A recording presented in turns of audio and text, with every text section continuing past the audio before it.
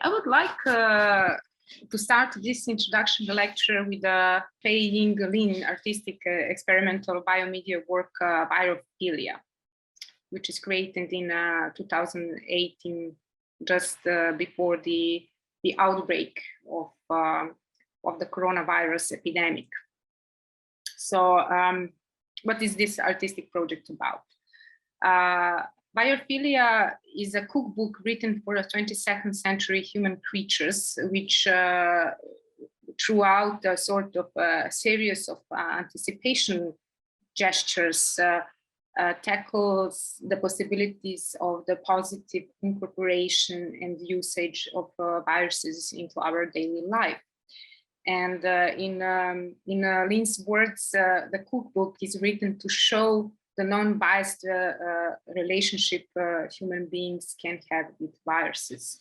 So I would like to, this is one part of, the photo documentation of the project, but let's see the video. Can we initiate a further relationship with the viruses proactively instead of passively? Taking the fact that around 90% of the viruses are actually beneficial to their hosts? Virophilia proposes that we can have an intimate relationship with viruses through food. It is a cookbook, an installation with videos of viral encounters, a constantly updating printed list of viruses, and dinner performances in various forms. The cookbook is written in year 2068, which examines retrospectively how humans start to develop cuisines with viruses, which extends our sensorial experience.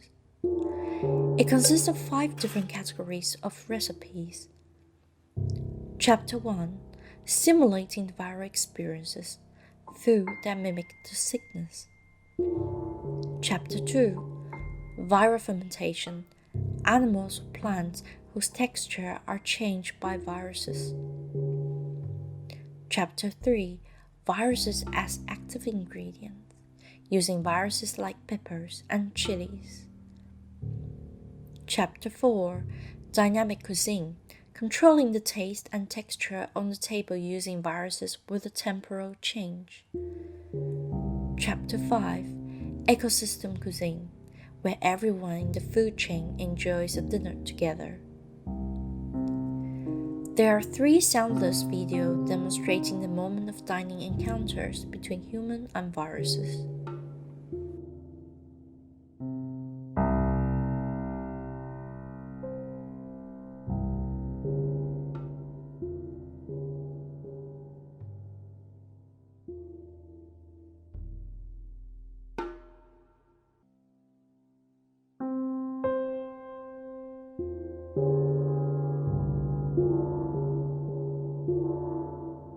The dinner performances, which take different forms each time, allow participants to experience dishes from the cookbook. It has been performed in the Netherlands in galleries and exhibition settings, and in Taiwan during COVID-19 through food delivery and online performance.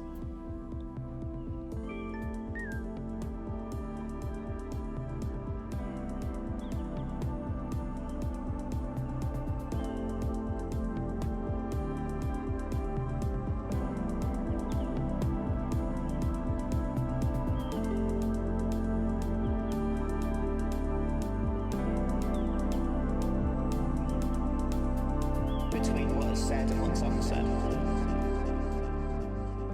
大家好，欢迎来到今天的病毒晚餐。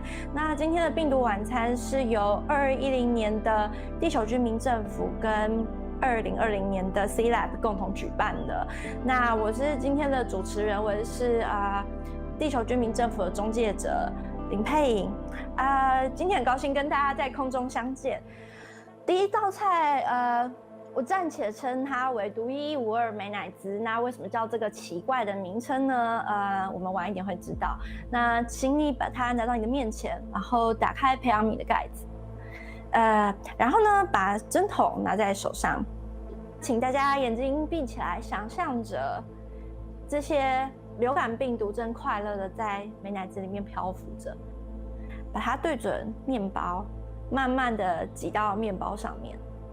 对，在你挤压的过程中，也有千千万万的病毒跟着美乃滋一起被挤压到了面包上面。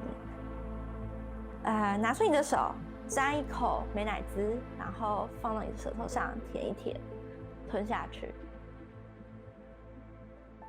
你有没有感觉到有一个麻麻的感觉？ Virophilia not only explores the often undermined positive aspect of viruses, but also brings the audience into a space where the moment of viral encounters are made conscious.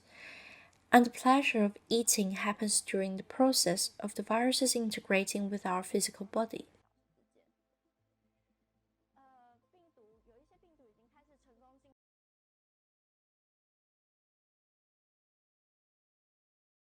That's me now.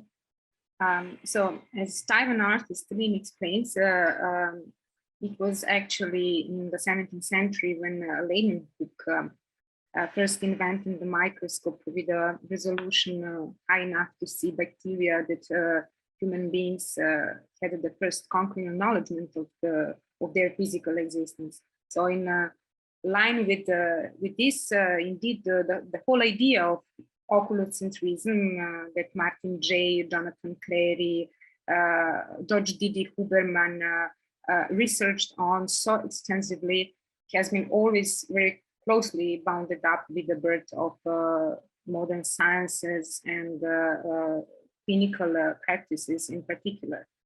In the clinician catalog, Michel Foucault says in his book, The Birth of the Clinic, the purity of the gaze is bound up with a certain silence that enables him to listen. In the 19th century, says Lin, the door of microbiology opened when many scientists, such as Ferdinand Kohn or Louis Pasteur or Robert Koch, started their research on bacteria and developed scientific methods for handling them. So the idea of hygiene and apparatuses for exclusion of pathology were developed along with the discovery of antibiotics and antibiotic resistance. And actually, it was only recently, at the beginning of the 20th century, that viruses were classified as something totally different from bacteria. So it wasn't until the early 1920s that scientists were able to dissociate bacteria from filterable agents, viruses, and identify diseases that are caused by them. So Lin emphasizes that the world has had a huge perspective shift since the late 20th century. The world has returned to considering human beings as a part of the whole ecosystem. And this also motivates human beings to view other biological beings in a different ways, which leads to a series of explorations around different possible usage of viruses. So scientists of the 21st century actually are starting to research the benefits viruses could bring to their hosts. What this actually work of art implicitly and explicitly evokes, one can sum up in the following questions: Are we a tamer or a fighter against the virus, and especially in the present day corona crisis? In what way and how much do medicine and science contribute to the gestures of pain? Or do medicine and science predominantly produce and reproduce forms of perception that is reflected in the dictum war on coronavirus? So that's the main question. And what I find extremely powerful actually in this work of lean are certain to some extent the emancipatory elements of the idea of timing, which she implicitly opposes to the so-called humanitarian corona panopticon present in the everyday rhetorics of fighting actually against viruses in terms of bio and necropolitical strategies and tactics. So from the standpoint of biological discourse, unlike bacteria, the virus is actually considered an ambivalent semi-living being because it stands at the border between the living and non-living, but producing, however, real material effects and consequences for living creatures. And in a certain sense, the virus becomes alive when it enters the living inhabitant. This oscillation between life and death is actually crucial, because viruses are neither alive nor dead in the usual sense of these terms. They're kind of living dead. And this ambivalency of the virus actually challenges every dogmatic tenet in thinking about the logic of life. So viruses are not equipped with essential components that can facilitate their application. Human creatures are biological habitants that share the same basic building blocks with other living and semi-living things such as viruses. So viruses are doomed to be parasites on living matter and to be dependent on constant interaction with the living body's immune system, cells, and their replication factories. So humans and viruses depend on the existence of each other. So that's what a biological discourse actually says. But what happens when such microorganisms invisible to the naked eye gain enormous power, mass power to kill? This is not only a vital, but a foremost political, bio and necropolitical question. So recalling Alain Badiou's text from the book Polemics, from the section Philosophy and the Question of War today, as the Cold War rhetorics of hostile communism were replaced by the dictum on the war on terrorism in the 90s, in which Islamic terrorism has been the adversary, so too the corona epidemic crisis adopts the language of war or combat against corona. And there is an Italian philosopher, Giorgio Agamben, who has explained very precisely the very notion of enemy as a necessity which respect to the exercise of emergency powers as a main motor in the reproduction of the state of exception. So this term, I don't know whether you're familiar with it, but forms of exception, it is actually a term that Giorgio Agamben uses in his biopolitical theory. So the law actually employs the exception in order to be suspended. It is a point of imbalance between public law and political fact. So Agamben states that exceptional measures are the result of periods of political crisis, and like this, because this is not only like a scientific and medical or biological, ecological, if you want, but foremost political crisis. And in such circumstances, the state of exception appears as the legal form of what cannot have a legal form. For instance, in Italy, the head of the government, Giuseppe Conte, issued what appeared to critics to be periodical edicts, known as decrees of the prime minister. So it is a political expression. And in England, Boris Johnson, after Aresh first called for improbable crowd immunity, adopted the Coronavirus Act 2020. Donald Trump finally drew the attention to the 1950 National Defense Act, and all federal states declared a state of emergency for the first time in the US history, and so on. He actually described himself as a wartime president. Also French President Emmanuel Macron declared the war on virus. Hungary's Viktor Orban passed a law allowing him to rule by decree indefinitely, and also blaming the pandemic on immigrants and refugees. China is also the special case. In China, the lockdown is enforced by a combination of high-tech surveillance and old-fashioned communist party neighborhood mobilization.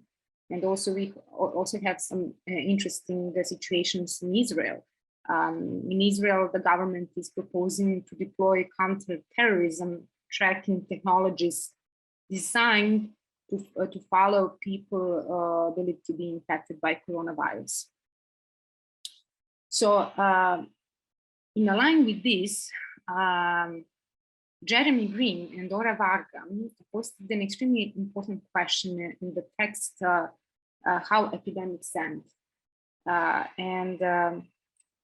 The real question today is not when will the biological phenomenon of this epidemic resolve, but rather when, if ever, will the disruption to our social life caused in the name of coronavirus come to an end. And this is actually a fundamental bio and ecopolitical question.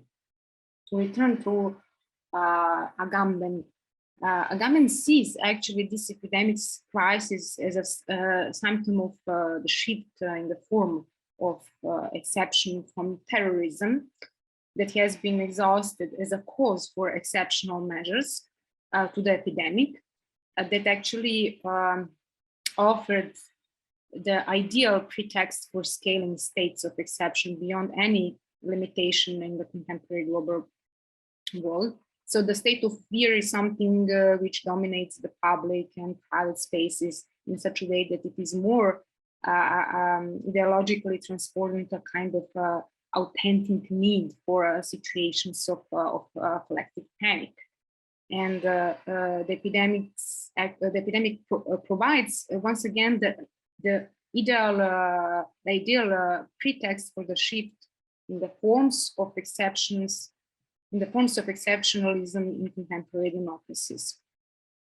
And indeed, for many left-oriented thinkers, this is an extremely ticklish thesis.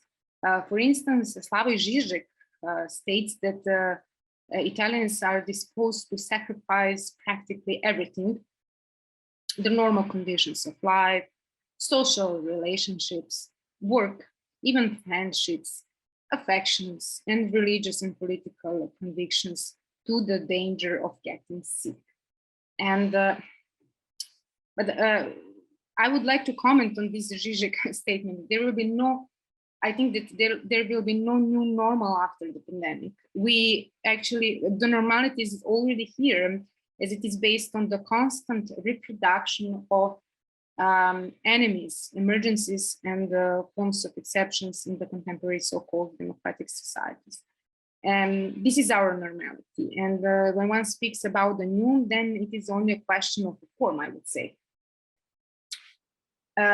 Another extremely important thinker of our times is Asho Membe, who provided an eco-political reading of this epidemic situation, in which the most striking thesis is that epidemic democratizes power to kill. Just to remind ourselves, Asho Membe developed a post and decolonial critique of Foucault's conception of biopolitics, and I will try now just to explain very briefly this difference in the following several theses.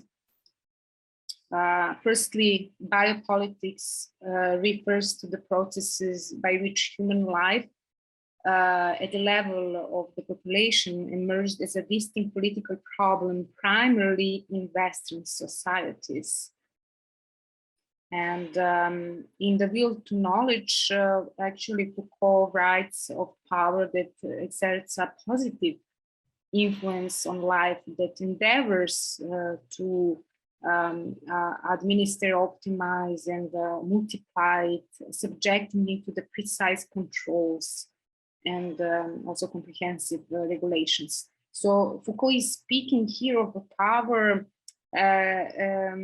He later actually designates this power as a biopower. So it is a power which significantly has a positive influence on life, and it applies primarily to Western societies, especially from the late 18th century to the present day. So biopolitics is a sort of capitalization of life, whether we mean life per se, naked life in Agamben's terms, or a life with forms and so on. But today, capital surplus value is based on the capitalization of debt. That is at the core of necropolitics. Secondly, necropolitics emerged as a form of governmentality that produces apparatuses for the valorization of which lives are important, so that one can invest in them, and which lives are not important in such a sense that may be subjugated to the debt, so to say, legally, completely legally. Their collateral damage in the contemporary democracies. Thirdly, necropolitics is not something opposite to biopolitics. These terms are in conjunction alongside the thanatopolitics. So necropolitics is a critical extension of the Foucault's conception of biopolitics.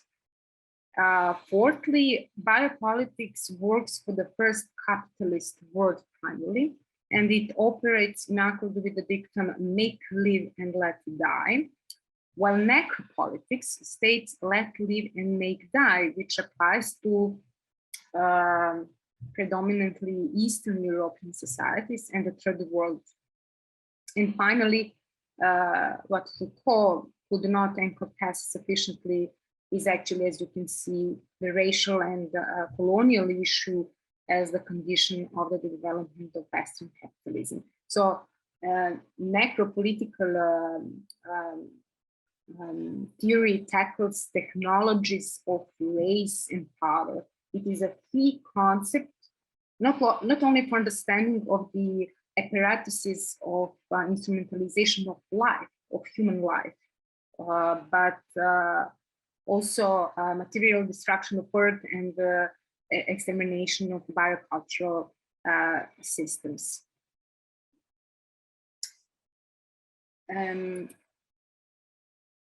According to Member, one could say that the current forms of exception globally that are exercised due to the epidemic have radicalized the thesis on capitalization of debt. So the question is now, does the virus really write the rules? Just to recall the statement of Margaret Chan, if I pronounce correctly, a director of the World Health Organization at the time of SARS. There is actually still relatively little research on resistance to public health measures during epidemic emergencies in comparison to the ideological implications of the natural sciences that appear to have become the new morality, especially since the period of enlightenment, as Foucault meticulously elaborated. So the question of disease and health were not always taught in terms of medical power and bioethics. Bioethics, care or non-care of life, permits all pores of the contemporary everyday life. And it became both the predominant technology the new morality of governing life within medical power and biology in modern times. So there's several theses that explain this shift.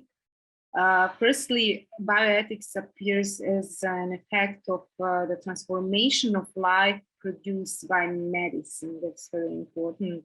In 1970, American chemist Van Potter proposed the term bioethics to designate a science of survival. So more, however, in ecological sense, as an interdisciplinary study aimed at ensuring the preservation of the biosphere. Secondly, so far as life activity can be modified by science, the physicians found themselves disoriented in a certain sense. So bioethics appeared as a new moral discourse in which the new normative point of reference relate to bio and eco-political decisions. And thirdly, bioethics as a new moral consciousness is in fact historically, discursively constructed. So it is not a coincidence that the first utterances of bioethics are connected to the treatment of epidemics. For instance, the Florence Nightingale, you see that now, pledge written by English nurse Better in 1993. It has been considered as one of the first founding studies of bioethics. And fourthly, once the notion of pathology starts to be treated as a lower degree of normality, medicine is no longer characterized by the value of health. And according to Canguilhem's seminal study, The Normal and the Pathological, he was actually Foucault's professor, it is always the relation to the sick person, which by means of the clinic involves the diagnosis of pathology. So we feel sick. We feel sick first before we are diagnosed as very sick. And this feeling comes from the loss, whether partial or total, of our normativity. So medicine actually became an area whose main preoccupation is to restore man's so-called natural norms. When I say natural, that's normativity. So bioethics is a sort of reaction to this objective, and this reaction is based on the contradiction derived from ecology on one side and the bio and ecopolitics on the other. So basically, the emergence of modern medicine and ecology during the 19th century and bioethics after the Second World War drastically changed the nature of power. And finally, medical power with her sister bioethics and in conjunction with bio and eco power generate norms of behavior and operate like a normalizing force. So life as an object of this intervention is fundamentally an economic category. So what does this mean practically in the conditions of the chronic crisis? COVID-19 epidemics shows drastically this inequality in regard to the treatment of life. Far more than in let's say uncrisis conditions. At the same time, this capitalization of that globally is justified by the epidemics as some kind of a collateral damage. So recalling Lynn's work, Virophilia, from the beginning of the lecture, one should maybe rethink emancipatory and healing inclinations of the notion of taming contrary to the ideological anamorphosis of the war on coronavirus declaration, which I see merely as a product of the bioethical morality that pervades all spheres of everyday life. And So I do not actually advocate the one-sided thesis against science, medicine, and bioethics.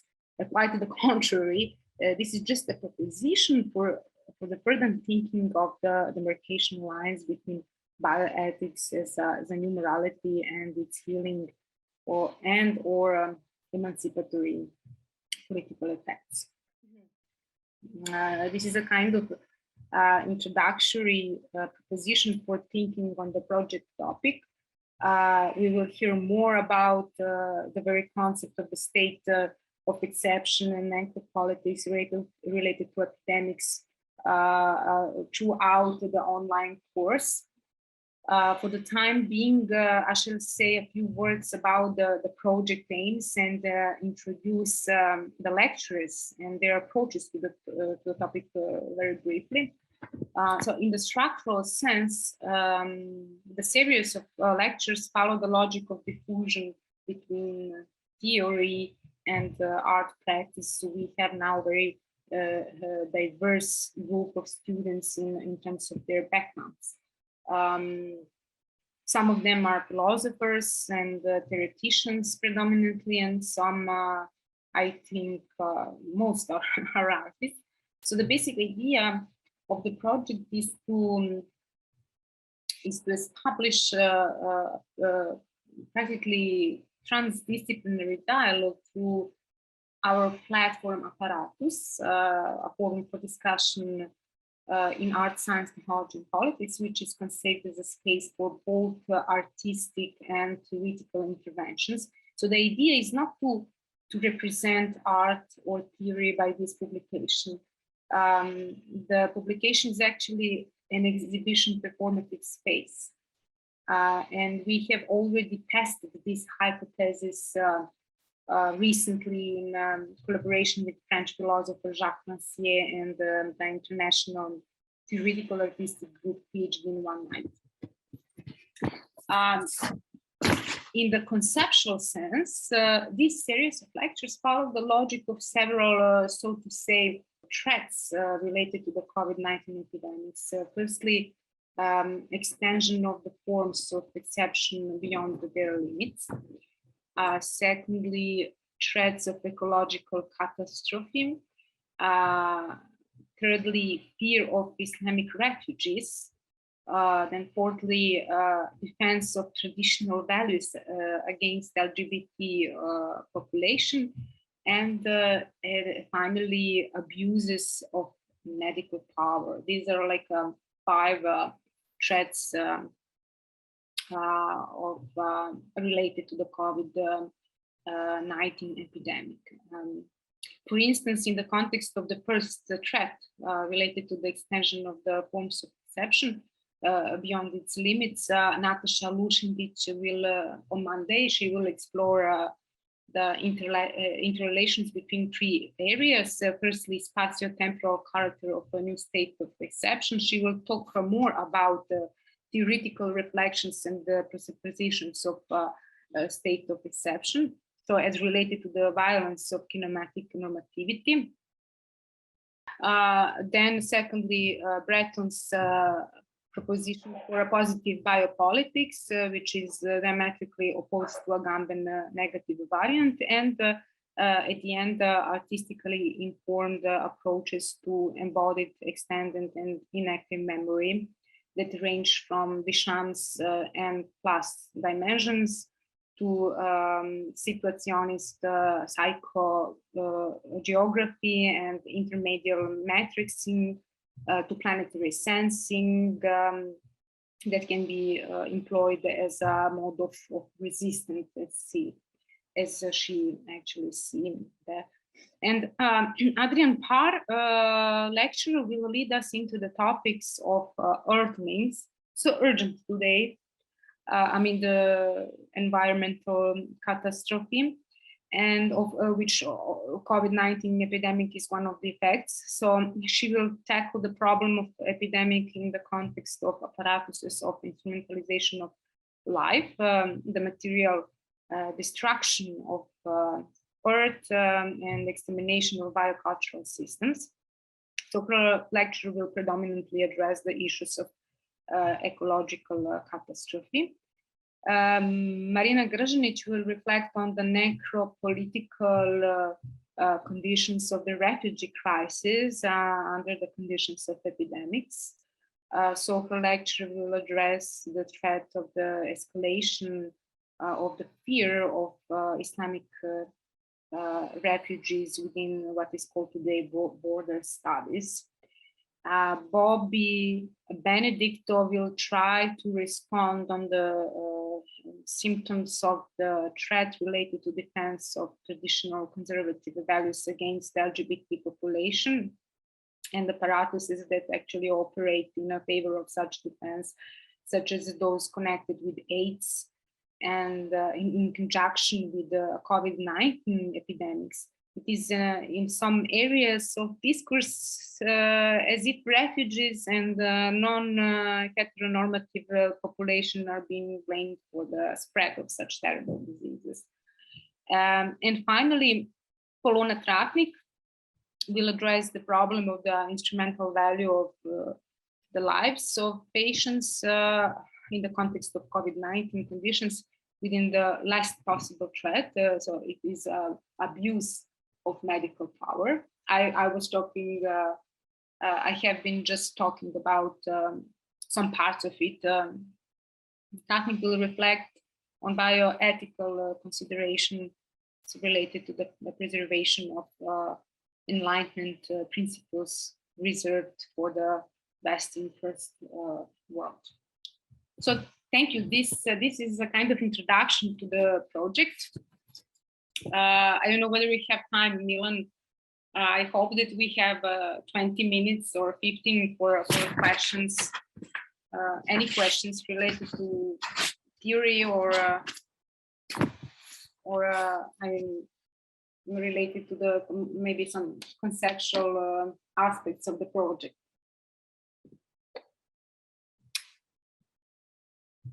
Was something unclear maybe in the presentation, or would you like to comment something and to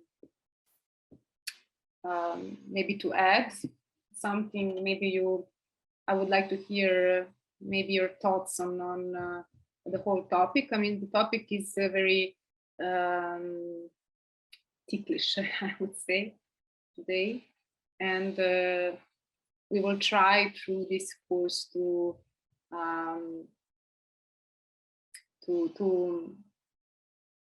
discuss it.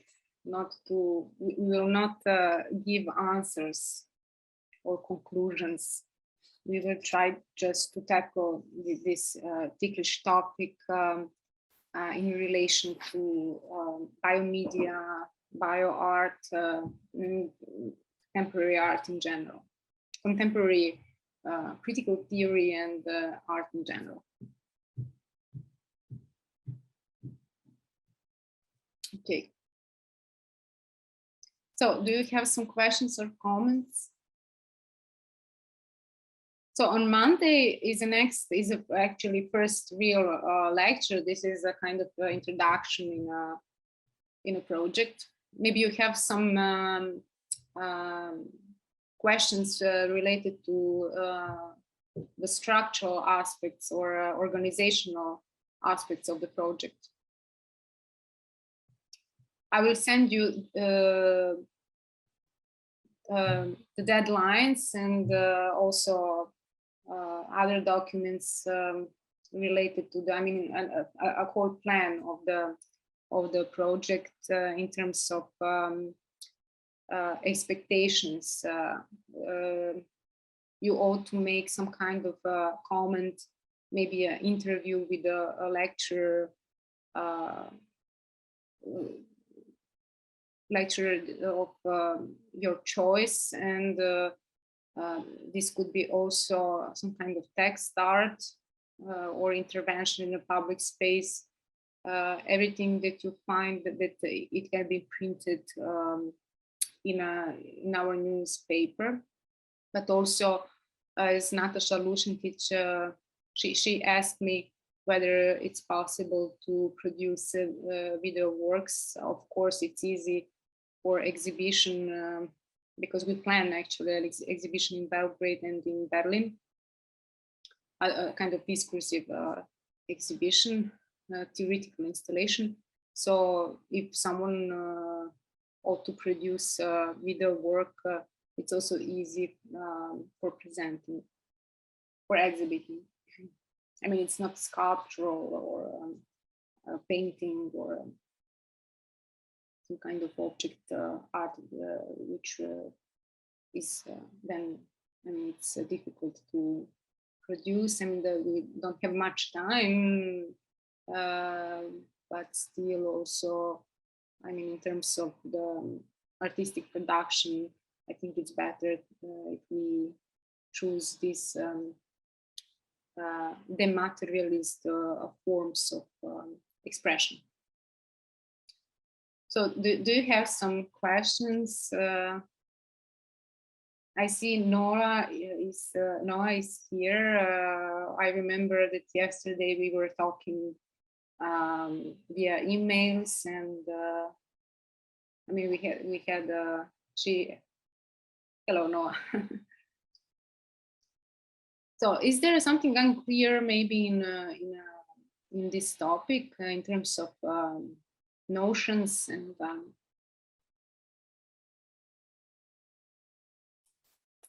I do come from a natural sciences background originally, so it applied in the field of art I am less familiar with, but some of the original, concepts and the technical aspects behind the functionality of viruses and human cells is familiar to me. So I actually wanted to thank you earlier. That's what I was going to say, for introducing us, or at least me, to this artist, because I actually found her work quite interesting and quite effective. So I mean, it was great, and it's just really a lot to think about. So yeah, so thanks for that. It was really helpful. Tanya, you're sorry. Are you a PhD student, researcher? PhD student. In a UK? Oh no, sorry, not PhD. I'm doing a doctorate in fine arts. So I'm one of your new students. Okay. Sorry. That's you. Okay. I thought that you are from UK or something like that. No, I grew up in Canada. That's what it is. That's why. Yeah. Okay. I know. Yes. Okay. Thank you. Oh, great. Yeah. Thanks for that. It's really, really helpful. Thanks. Okay. And what about others? So this topic, biopolitics and necropolitics, is for all of you. It's something new. Yes. I mean, it's not completely new. I know it like vaguely, but not like in any depth or something. But I know about it, I guess. Okay, you heard. I mean, you're familiar that like this area exists, and what about students from? Okay, thank you, Danilo.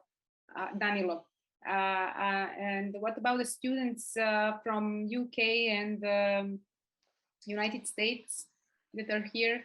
I would like to hear their voices. Oh, sorry, can I go? Is that all right? Yes. Okay.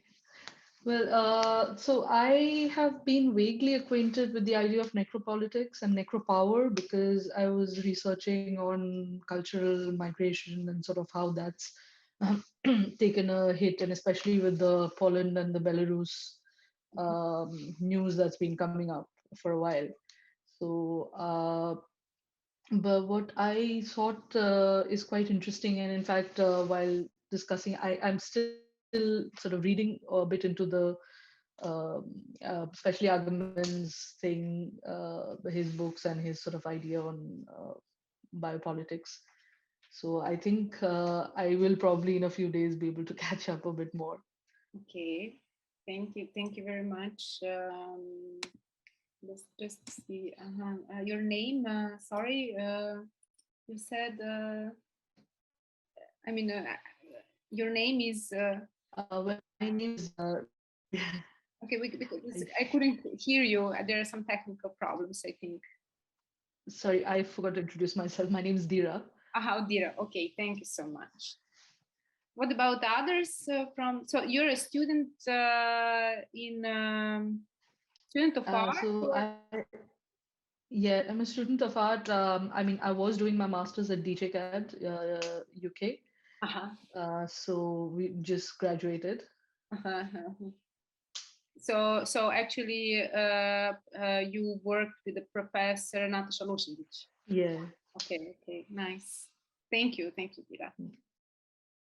I can go ahead and go. My name's Connor Gordon. I'm a master's in fine arts student from the University of Oregon in the United States. I wasn't super familiar with the academic concept of necropolitics, but I think it's something, I mean, once you even just dive a little bit into the readings, it's something I think everyone is familiar with these days. And I think something I'll be interested in maybe discussing in future lectures or things like that is how, I mean, especially in the United States, certain communities have already been very familiar with, the government essentially deciding who lives and who dies, and how that's become in some ways a universal experience in a lot of our contexts, but in other communities that's been a very long-standing issue, whether regarding to pollution or other health issues or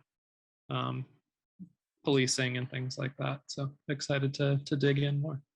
Okay, thank you. Can you just introduce yourself? I'm very much interested in your artistic practice and the context of actually, I mean, the field of artistic research.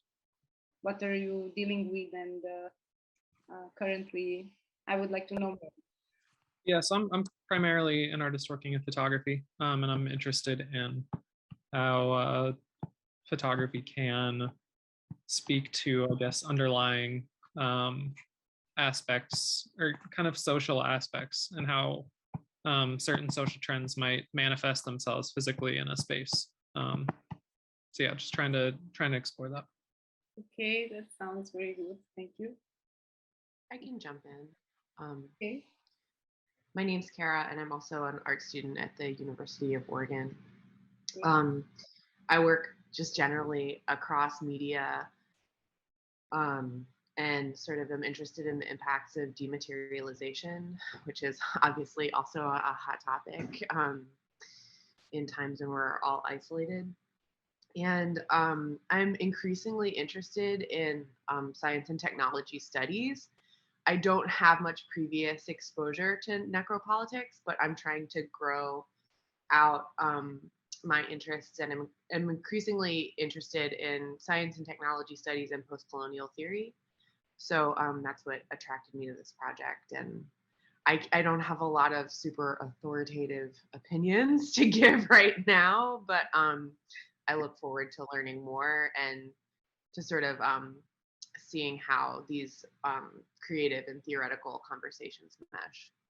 Thank you very much for this attention, and hope to see you on Monday again. And I hope that also students from Austria and Canada will join us. Thank you. See you on Monday. Thank you. Bye. Thank you. Bye.